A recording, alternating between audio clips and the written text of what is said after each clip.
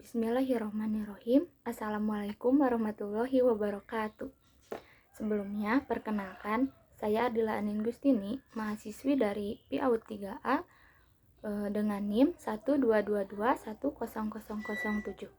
Di sini saya akan mempresentasikan isi dari artikel yang telah saya buat yang berjudul Dampak atau efek bullying terhadap perkembangan sosial emosional anak usia dini.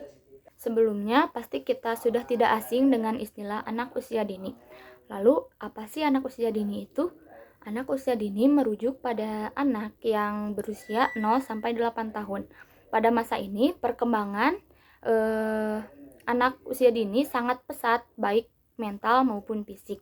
Nah, anak usia dini merupakan individu yang sedang mengalami perkembangan pesat dan fundamental yang sangat penting bagi kehidupan mereka di masa depan, atau biasa disebut dengan golden age atau masa keemasan.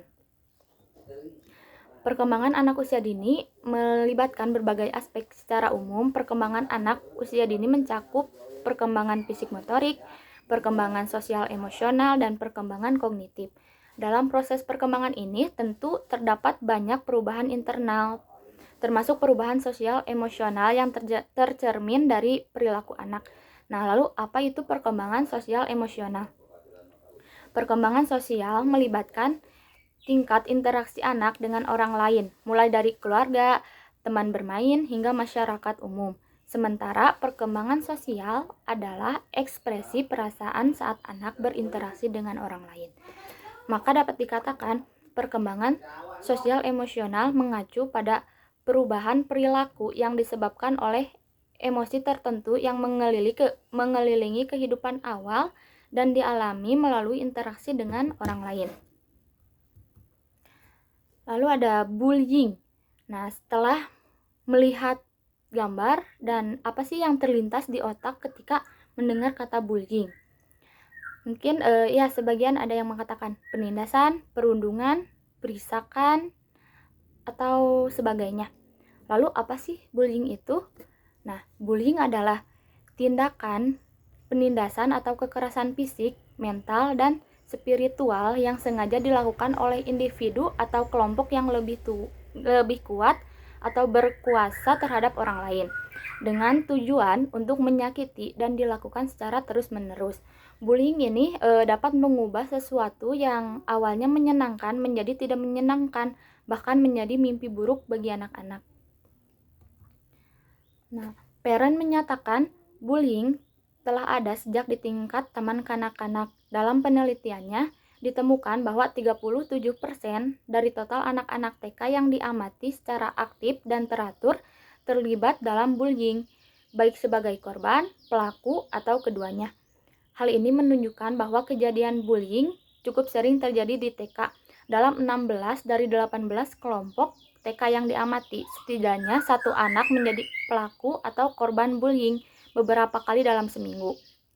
Nah, perilaku bullying pada anak usia dini meliputi mengintimidasi orang lain untuk menarik perhatian, mendapatkan keinginan mereka seperti makanan, mainan, atau pakaian, serta menggunakan kata-kata yang kurang baik saat memanggil teman.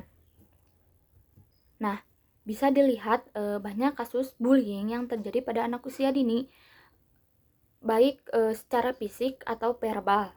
Lebih lengkapnya bisa dicek di Google. Lalu ada faktor bullying. Faktor bullying itu ada dua, yaitu ada faktor internal dan eksternal. Faktor internal yaitu faktor yang berasal dari dalam diri anak, misalnya faktor emosi atau psikologi anak. Gangguan psikologi yang anak alami dapat menimbulkan kepribadian atau emosi anak menjadi tidak terkondisi. Gangguan ini bisa disebabkan karena berbagai masalah yang anak hadapi. Adapun faktor eksternal, faktor yang berasal dari lingkungan sekitar, bisa terjadi dikarenakan pola asuh orang tua yang buruk ataupun lingkungan yang kurang baik bagi anak. Lalu ada jenis-jenis bullying. Ada bullying secara fisik, bullying secara verbal, dan bullying secara sosial. Bullying fisik yaitu menyerang menggunakan kekuatan fisik, misalnya dengan tangan, kaki, dan jari tangan atau badan. Contohnya seperti mendorong, menampar, menjambak, mencubit, dan lain sebagainya. Sementara bullying secara verbal yaitu melalui kata-kata yang memiliki arti negatif seperti mengancam, menggoda, menertawakan teman, memanggil nama yang tidak pantas, menggunakan kata-kata kasar. Contohnya seperti menghina teman seperti pendek, kurus, seperti itu. Lalu ada bullying sosial, yaitu mengasingkan atau mengucilkan temannya dari pergaulan. Contohnya tidak diajak bermain karena berbeda, atau menghasut teman agar membenci teman yang lain. Lalu ada dampak bullying terhadap mental. Yang pertama, anak menjadi penakut.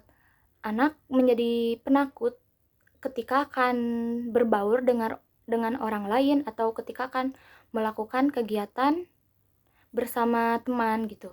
Lalu anak menjadi pendiam. Anak lebih suka mengurung diri, lebih suka menyendiri intinya. Lalu anak merasa bersalah. Anak merasa bersalah kepada orang lain dan dirinya sendiri. Lalu anak sering menangis. Lalu anak depresi. Depresi ini bisa menyebabkan anak berkeinginan untuk mengakhiri hidupnya gitu.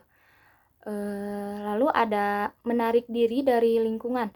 Anak tidak menarik diri dari lingkungan, tidak ingin berbaur dengan lingkungan sekitar gitu. Lalu anak merasa tidak percaya diri akan dirinya sendiri dan akan kemampuannya. Lalu ada dampak bullying terhadap fisik. Ada luka fisik. Nah, luka fisik ini biasanya seperti memar, bekas cubitan, pukulan, atau ditampar. Lalu nafsu makan anak berkurang, sakit. Lalu ada keluhan sakit seperti sakit kepala atau sakit perut. Lalu ada luka permanen. Paling parah seperti menyebabkan cacat pada anak. Lalu ada kesimpulan. Semakin rendahnya perilaku bullying, semakin tinggi kemampuan anak dalam meningkatkan kemampuan sosial emosionalnya. Sebaliknya, semakin tingginya perilaku bullying, semakin menurun juga perilaku sosial emosional anak usia dini. Nah, bullying memiliki dampak yang sangat negatif bagi anak usia dini, terutama dalam aspek pengembangan sosial emosionalnya. Kemampuan sosialisasi anak akan terganggu jika anak mengalami bullying baik secara verbal maupun nonverbal. Dampak tersebut meliputi hambatan dalam perkembangan anak, tidak hanya dari segi sosial tetapi juga dalam segi emosional yang ditandai dengan munculnya emosi negatif seperti kemarahan, kesedihan, kekecewaan, serta penurunan kepercayaan diri. Nah, dengan itu kita sebagai orang terdekat ataupun sebagai guru, orang tua harus lebih aware kepada anak-anak gitu. Supaya anak terhindar dari perilaku bullying dan ataupun menjadi korban atau perilaku dari bullying itu sendiri. Mungkin sekian yang dapat saya sampaikan, semoga bermanfaat. Wassalamualaikum warahmatullahi wabarakatuh.